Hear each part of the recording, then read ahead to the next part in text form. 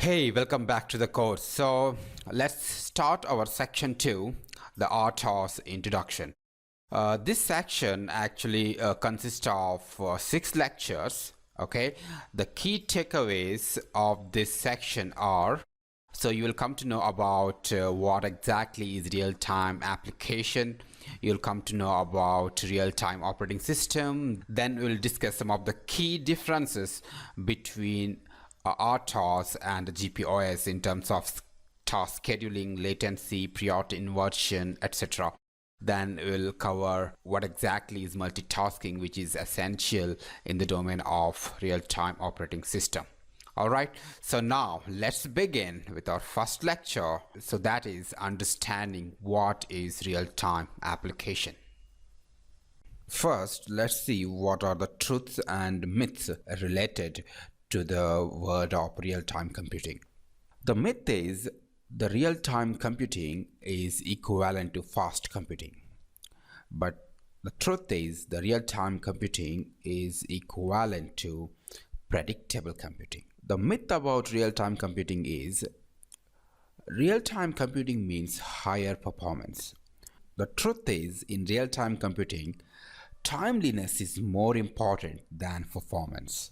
So what exactly mean by the word real-time, which is often used in the context of real-time application or real-time operating system?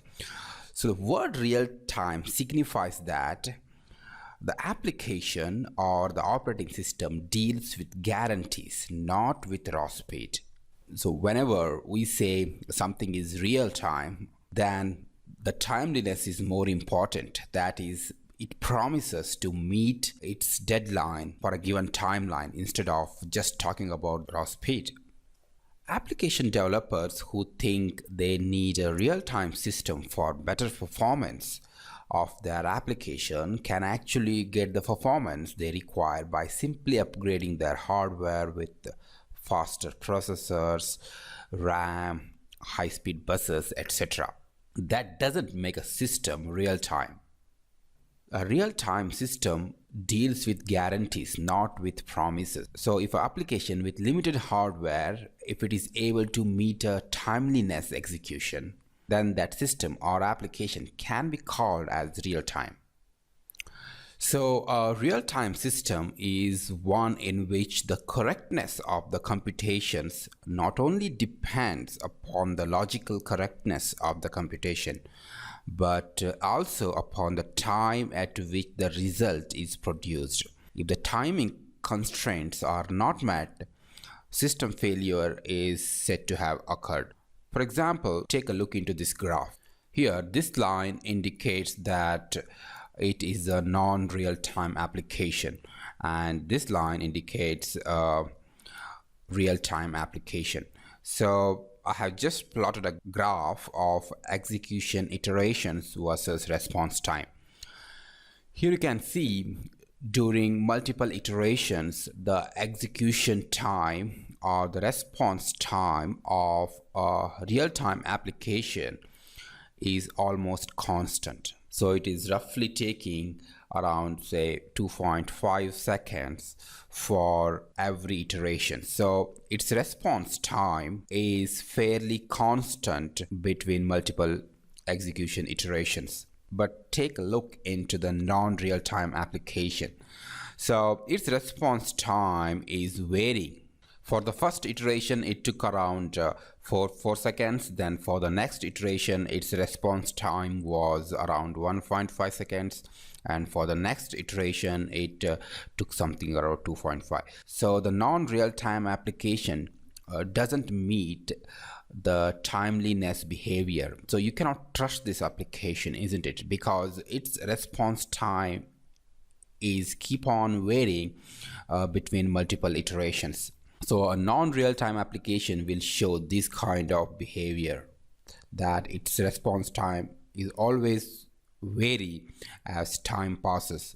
So but a non-real-time application promises a fairly constant response time no matter in which constraints you execute that applications. For example, one way of looking at this is for a non-real-time application, here you can speculate that the system load was high, so it took more time. Here you can speculate that a system load may be less, so that's why the non-real-time application got executed in less time. And here you can predict that the system load was again high, so that's why this application took more time. But a real-time application, no matter what the system load is, so it will always take the same response time between multiple execution iterations. So that's the meaning of real time, which is used in the context of real-time application or real-time operating system. So what are real-time applications? In short, they are called RTAs. So real-time applications are not fast executing applications. They need not be fast, okay, but they have to meet the strict given response time deadline. RTAs are time deterministic applications. That means their response time to events is almost constant. There could be small deviation in real-time applications response time in terms of milliseconds or seconds, which will fall into the category of soft real-time applications. Hard real-time functions must complete within a given time limit. Failure to do so will result in absolute failure of the whole system. So for example, the airbag triggering mechanism in a car is an example of a hard real-time function. The airbag must be deployed within a given time limit of an impact. Response falling outside of this time limit can result in the driver sustaining injuries that could otherwise have been avoided. Soft real-time requirements are those that state a time deadline, but breaching the deadline would not render the system useless. So there could be a small deviation in terms of milliseconds or seconds in terms of response time of a soft real-time requirement. So they are not as strict as hard real-time systems. So some more examples of real-time applications are missile guidance and control system.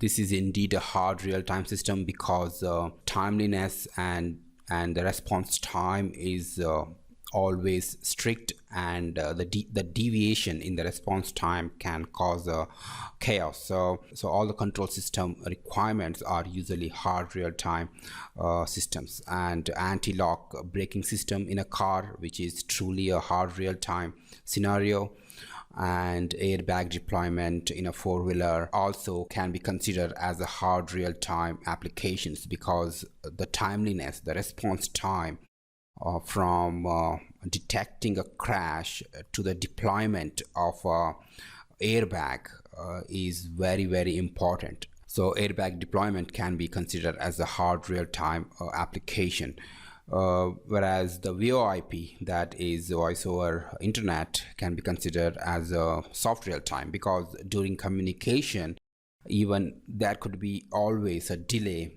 while transmitting packets, because that a hard real-time scenario cannot be maintained, and there could be dropping of couple of packets. So all these missing deadlines and dropping of packets cannot be perceived by the user. Sometimes the user will not able to notice it.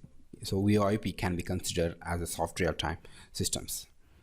Other than this, aircraft control, ATMs, robotics, MRI, and there are thousands of other applications where real-time applications play an important role. All right, hope you get a good intro in understanding what is a real-time application. In the next lecture, let's understand what is a real-time operating system. See you in the next lecture.